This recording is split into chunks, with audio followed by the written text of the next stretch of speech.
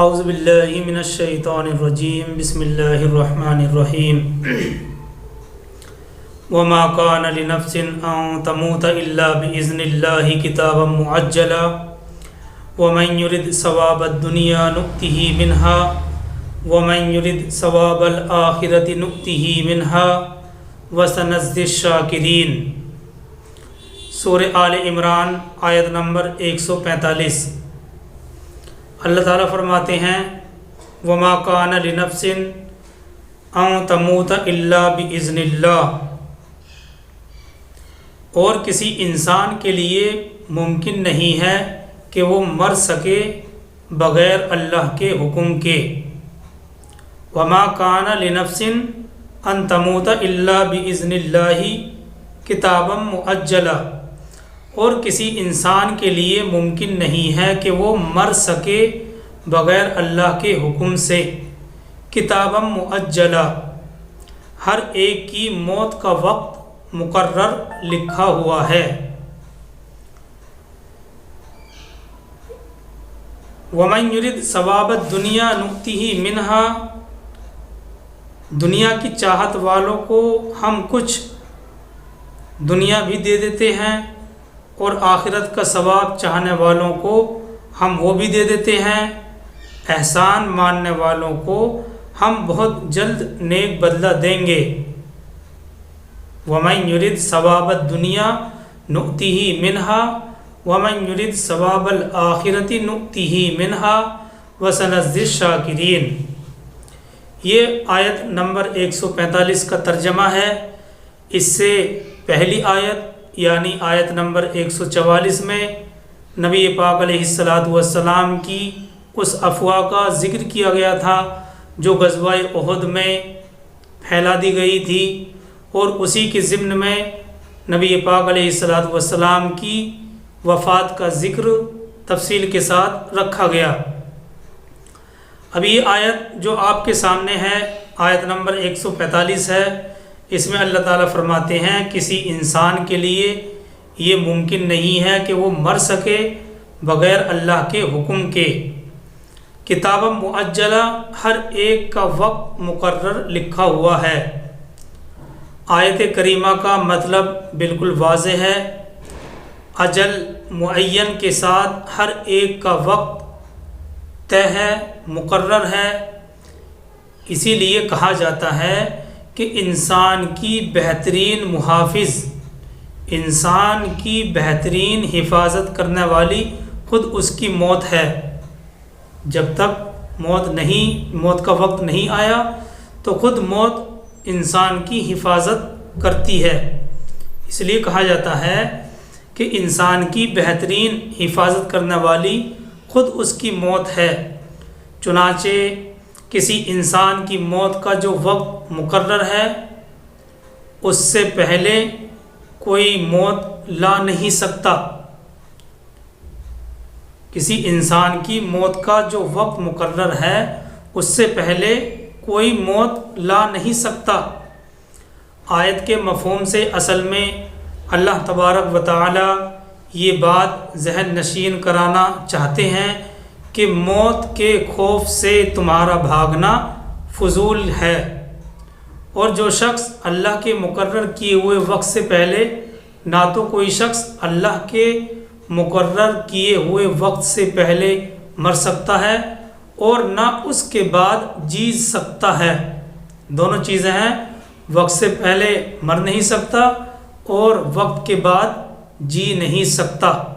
اس لیے تم کو موت کی فکر سے بچنے کی نہیں، بلکہ اس بات کی فکر ہونی چاہیے کہ زندگی کی جو مہلت بھی تمہیں حاصل ہے، اس میں تمہاری کوشش کا کیا مقصد ہے؟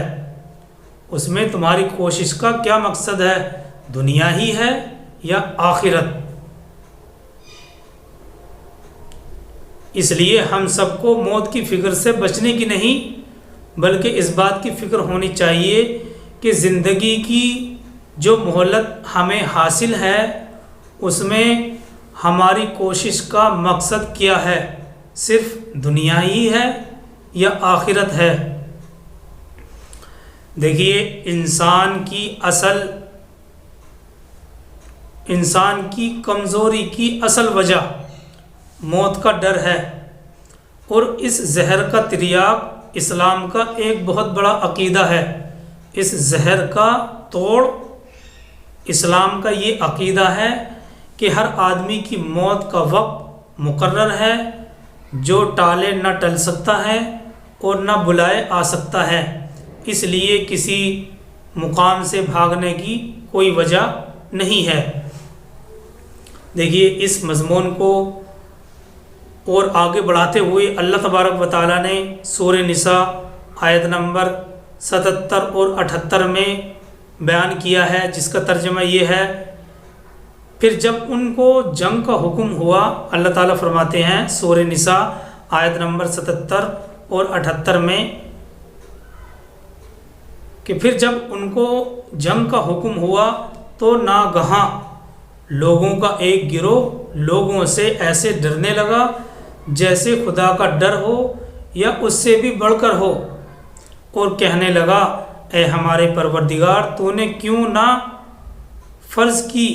نے ہم پر کیوں فرض کی جنگ، کیوں نہ ہم کو تھوڑے دن کی اور مہلت دی، کیوں نہ ہم کو تھوڑے دن کی اور مہلت دی۔ قل متاع الدنیا قلیل، اللہ تعالیٰ فرماتے ہیں اے نبی صلی اللہ علیہ وسلم، اے پیغمبر علیہ الصلاۃ والسلام، آپ جواب دے دیجئے کہ دنیا کا فائدہ تھوڑا ہے اور آخرت پرہیزگاروں کے لیے بہتر ہے، اور تمہارا حق ذرا بھی نہ دبایا جائے گا۔ اینما تکونوا یدرککم الموت ولو کنتم فی بروج مشیدہ، جہاں بھی تم ہو موت تم کو پالے گی، اگرچہ تم مضبوط قلعوں میں ہی کیوں نہ ہو، اگرچہ تم مضبوط قلعوں میں ہو، موت تم کو آ پکڑے گی۔ تو یہ آیت کریمہ کا ترجمہ ہے سورہ نساء آیت نمبر 77 اور 78، اینما تکونوا یدرککم الموت فی بروج مشیدہ، کہ تم جہاں بھی ہو موت سے چھٹکارا نہیں، اگرچہ تم مضبوط گنبدوں کے اندر ہو، مضبوط قلعوں کے اندر ہو۔ اصل میں دیکھیے ہمیں اس مضمون کو سمجھنے کے لیے تھوڑا سا تفصیل میں جانا پڑے گا۔ قرآن کریم نے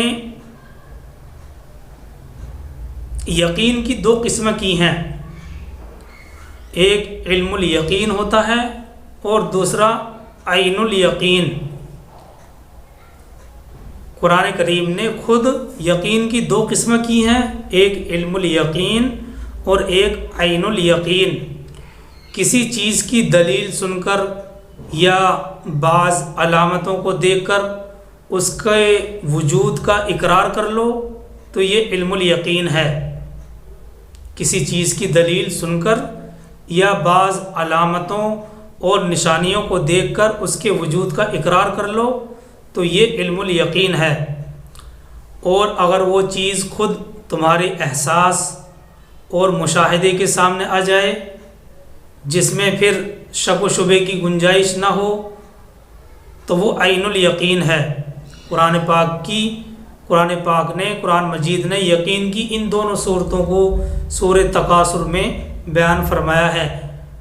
اللہ تعالیٰ فرماتے ہیں الہاکم التکاثر حتی زرتم المقابر کلا سوف تعلمون ثم کلا سوف تعلمون کلا لو تعلمون علم الیقین لترون الجحیم ثم لترونها عین الیقین۔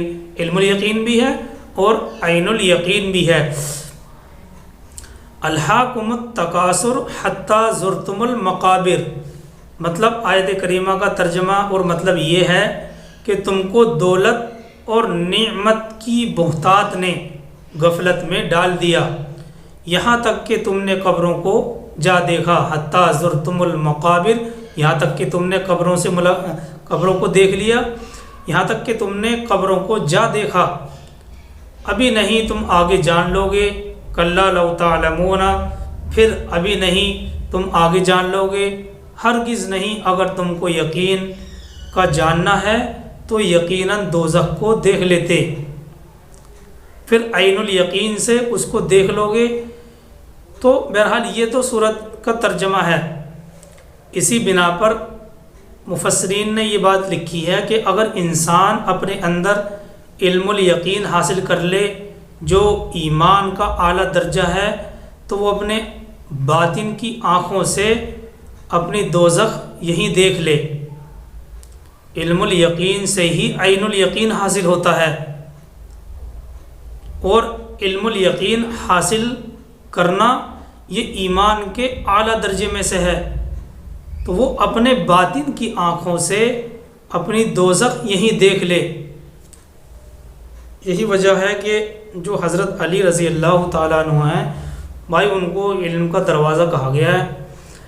تو وہ یہ کہتے ہیں کہ اگر میرے سامنے جنت اور دوزخ کو سامنے کر دیا جائے تو میرے یقین میں ذرہ برابر بھی کمی نہیں آ سکتی، یعنی میرا بھی یقین پہلے سے ہی اتنا پختہ ہے جنت اور دوزخ پر۔ تو بہرحال علم یقین یہ حاصل ہوتا ہے ایمان کے ذریعے سے، اور ایمان کا اعلیٰ درجہ ہے۔ اللہ تبارک و تعالیٰ نے سورہ عنکبوت آیت نمبر 45 میں فرمایا کہ اے نبی صلی اللہ علیہ وسلم، وہ آپ سے جلد عذاب مانگتے ہیں، حالانکہ دوزخ گھیر رہی ہے منکروں کو۔ لیکن دیکھیے، یہ علم الیقین جس کے حاصل ہونے کا ذریعہ صرف ایمان ہے، ہر شخص، ہر آدمی اس سے دنیا میں فائدہ حاصل نہیں کرتا، بلکہ بہت سے لوگ تو اس کے منکر بھی ہیں۔ اس لیے ان کو یہ اپنے پاس کی دوزخ اس وقت نظر نہیں آتی، لیکن موت کا آنا جس کا ایک دن آنا یقینی ہے، جب وہ آئے گی تو آنکھوں سے پردہ اٹھ جائے گا جو ابھی آنکھوں پر پڑا ہوا ہے۔ اس وقت اس عالم غیب کے کچھ اسرار، کچھ راز اس پر کھول دیے جائیں گے، اور اعمال کے نتیجے، ثواب، عذاب، جنت، دوزخ کے بعض مناظر اس کے سامنے آ جائیں گے، اور اس وقت اپنے یقین کی آنکھوں سے اس کا مشاہدہ کر لیں گے۔ بہرحال دیکھیے، جب ہم قرآن کریم کھولتے ہیں تو ہمیں جگہ جگہ یہ بات نظر آتی ہے کہ قرآن کریم نے موت کے لیے اکثر اللہ کی طرف لوٹ جانے کی اصطلاح مقرر کی ہے۔ قرآن کریم نے موت کے لیے اکثر اللہ کی طرف لوٹ جانے کی اصطلاح مقرر کی ہے۔ سورہ جمعہ آیت نمبر 8 میں اللہ تعالیٰ فرماتے ہیں، قُلْ إِنَّ الْمَوْتَ الَّذِي تَفِرُّونَ مِنْهُ فَإِنَّهُ مُلَاقِيكُمْ ثُمَّ تُرَدُّونَ إِلَىٰ عَالِمِ الْغَيْبِ وَالشَّهَادَةِ فَيُنَبِّئُكُمْ بِمَا كُنتُمْ تَعْمَلُونَ، کہ اے نبی صلی اللہ علیہ وسلم آپ فرما دیجئے، بے شک وہ موت جس سے تم بھاگتے ہو اس سے ملنا ہی ہے، پھر تم اس اللہ کے پاس لوٹائے جاؤ گے جو حاضر اور غائب کا جاننے والا ہے۔ ثم تردون الی عالم الغیب والشہادۃ، پھر تم اس اللہ کے پاس لوٹائے جاؤ گے جو حاضر اور غائب کا جاننے والا ہے، اور وہ تمہیں تمہارے کرتوت بتلائے گا۔ اور اسی طرح سے سورہ بقرہ آیت نمبر 156 میں گزر چکا ہے، انا للہ و انا الیہ راجعون، کہ ہم سب اللہ ہی کے ہیں اور اسی کی طرف لوٹائے جائیں گے۔ اور اسی طرح سے ہم سورہ مائدہ آیت نمبر 105 میں پڑھیں گے، الی اللہ مرجعکم جمیعا، تم سب کے سب خدا ہی کی طرف لوٹائے جاؤ گے، تم سب کے سب کو خدا ہی کی طرف لوٹ کر جانا ہے۔ دیکھیے، قرآن کا یہ طرز عمل، قرآن کا بیان کرنے کا یہ طرز جو اختیار کیا گیا ہے، یہ بہت سی جگہ آیا ہے، بالکل بدیہی اور یقینی۔ یہی وجہ ہے کہ ہر رجوع کے مفہوم میں آنا جانا داخل ہے۔ مفسرین نے رجوع کے حکم میں، رجوع کے مفہوم میں آنا جانا مراد لیا ہے۔ یعنی جب لوٹائے جانے کا حکم آتا ہے قرآن کریم کے اندر تو اس سے مراد موت لیا جاتا ہے۔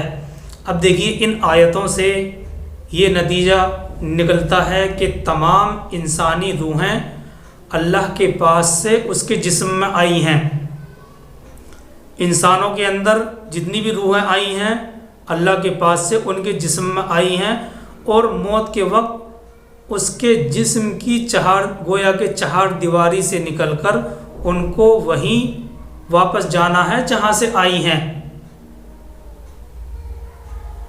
تمام انسانی روحیں اللہ کے پاس سے اس کے جسم میں آئی ہیں، اور موت کے وقت اس کے جسم کی چہار دیواری سے نکل کر ان کو وہیں واپس جانا ہے جہاں سے آئی ہیں۔ اب دیکھیے اس سفر میں جو یہ سفر تھا، انسانوں کی دولت صرف وہی ہوگی جو دنیا دارالعمل میں انہوں نے کمایا۔ اس سفر میں ان کی دولت یعنی انسانوں کی دولت صرف وہی ہوگی جو دنیا یعنی دارالعمل میں انہوں نے کمایا، یعنی انسانوں کے ظاہری اور باطنی اعمال، اور اس کے بعد جو ان کی زندگی ہوگی وہ ان کے انہی اعمال کی نوعیت کی بنیاد پر ہوگی۔ یہ بات سمجھنے کی ہے کہ اس سفر میں انسانوں کی دولت صرف وہی ہوگی جو دنیا دارالعمل میں انہوں نے کمایا، یعنی انسانوں کے ظاہری اور باطنی اعمال، اور اس کے بعد جو ان کی زندگی ہوگی وہ ان کے انہی اعمال کی نوعیت کی بنیاد پر ہوگی۔ اور سورہ انعام آیت نمبر 60 میں اللہ تعالیٰ فرماتے ہیں وَهُوَ الَّذِي يَتَوَفَّاكُمْ بِاللَّيْلِ وَهُوَ الَّذِي يَتَوَفَّاكُمْ، اور وہی اللہ ہے جو تمہیں رات کو موت یعنی نیند دیتا ہے، اور وہی اللہ ہے جو تمہیں رات کو موت یعنی نیند دیتا ہے، اور دن میں جو کماتے ہو اس کو جانتا ہے، پھر تم کو دن میں جگا دیتا ہے تاکہ موت کا اصلی وقت مقررہ پورا ہو، پھر اس کی طرف تم کو لوٹ کر جانا ہے، پھر وہ تم کو تمہارے اعمال جتلائے گا۔ یہ سورہ انعام آیت نمبر 60 ہے۔ اللہ تعالیٰ فرماتے ہیں وَهُوَ الَّذِي يَتَوَفَّاكُمْ بِاللَّيْلِ وَالنَّهَارِ وَيَعْلَمُ مَا جَرَحْتُمْ بِالنَّهَارِ، کہ وہی اللہ ہے جو تمہیں رات کو موت یعنی نیند دیتا ہے، اور دن میں جو کماتے ہو اللہ اس کو جانتا ہے، پھر تم کو دن میں جگاتا ہے اللہ تعالیٰ تاکہ موت کا اصلی وقت مقررہ پورا ہو، پھر اس کی طرف تم کو لوٹ کر جانا ہے، پھر وہ تم کو تمہارے اعمال جتلائے گا۔ دیکھیے اس آیت میں دنیا کی زندگی کے بعد ہی اللہ نے اپنی طرف واپس آ جانے کی اطلاع دی ہے، اور مفسرین نے بھی اس رجوع الی اللہ یعنی اللہ کی طرف پلٹ جانے سے موت ہی کے معنی سمجھے ہیں۔ یہ بات تاریخ تفسیر طبری کے اندر نقل کی گئی ہے جو ہم نے آپ کے سامنے پیش کی ہے۔ اب دیکھیے ہم آپ کے سامنے ایک ایسی آیت پیش کرتے ہیں جس میں موت کا پورا نقشہ کھینچ کر رکھ دیا ہے۔ جب ہم سورہ قیامہ پارہ نمبر 29 کھول کر دیکھتے ہیں تو ہمیں آیت ملتی ہے، آیت نمبر سورہ قیامہ آیت نمبر 26 سے 30 تک۔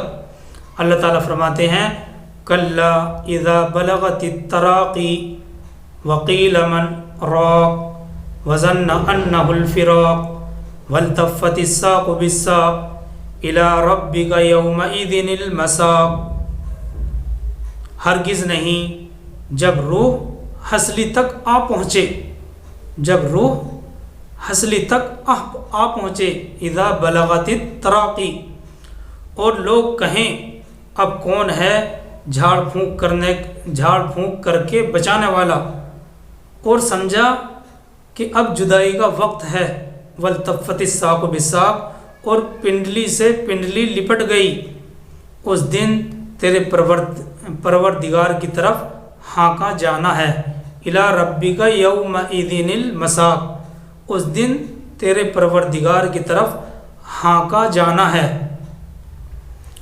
देखिए इस आयत में बयान है कि उस दिन अल्लाह के यहाँ हका कर लाए जाओगे।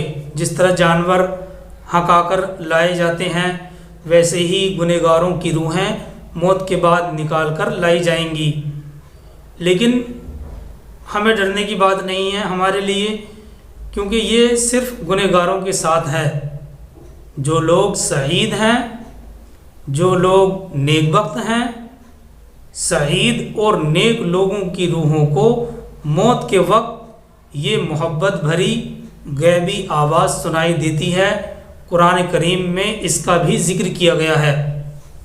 जो इससे पहले बात थी वो सिर्फ गुनहगारों के लिए है, लेकिन जो सईद हैं, जो नेकबख्त हैं, सईद और नेकबख्त लोगों की रूहों को मौत के वक्त अल्लाह की तरफ से एक मोहब्बत भरी गैबी आवाज़ सुनाई देती है। जी हाँ, कुरान करीम ने ख़ुद इसका ज़िक्र किया है। सूरह फज्र आयत नंबर 27 से 28 तक अल्लाह ताला फरमाते हैं, या अय्यतुहन नफ्सुल मुतमइन्ना इरजिई इला रब्बिकी राज़ियतम मर्ज़िय्या फदखुली फ़ी इबादी वदखुली जन्नती। ए मुतमइन रूह, तू अपने मालिक से खुश और तेरा मालिक तुझसे खुश। देखिए कितने प्यार भरे अल्फाज हैं कुरान करीम के। ए मुतमइन रूह, तू अपने मालिक से खुश और तेरा मालिक तुझसे खुश। तू अपने मालिक के पास वापस चली आ। ये कैसी मोहब्बत भरी और दिलकश आवाज़ होगी, और इस रूह का वापस जाना कितना नेक वक्त होगा। इसी चीज़ को इस आयत यानी आयत नंबर 145 सूरह आले इमरान के अंदर ज़िक्र किया है। अल्लाह ताला फरमाते हैं, वमा कान लिनफ्सिन अन तमूत इल्ला बिइज़्निल्लाहि किताबम मुअज्जला वमन युरिद सवाबद दुनिया नुअतिही मिनहा वमन युरिद सवाबल आखिरति नुअतिही मिनहा वसनज़्ज़िश शाकिरीन। बग़ैर अल्लाह के हुक्म के कोई जानदार मर नहीं सकता। मुकर्रर शुदा वक्त लिखा हुआ है। दुनिया की चाहत वालों को हम कुछ दुनिया भी दे देते हैं, और आखिरत का सवाब चाहने वालों को हम वो भी दे देते हैं। एहसान मानने वालों को हम बहुत जल्द नेक बदला देंगे। देखिए इससे मुराद ये है कि जिनका मर्जा सिर्फ दुनिया होती है, आखिरत में उनका कोई हिस्सा नहीं। लेकिन जो लोग आखिरत चाहते हैं, अल्लाह तबारक व तआला उनको दुनिया भी देता है और आखिरत भी देता है। अल्लाह ताला हम सबको अमल करने की तौफीक अता फरमाए। सुभानअल्लाहि व बिहम्दिही, सुभानअल्लाहि व बिहम्दिही, व नशहदु अल्ला इलाहा इल्ला अंता।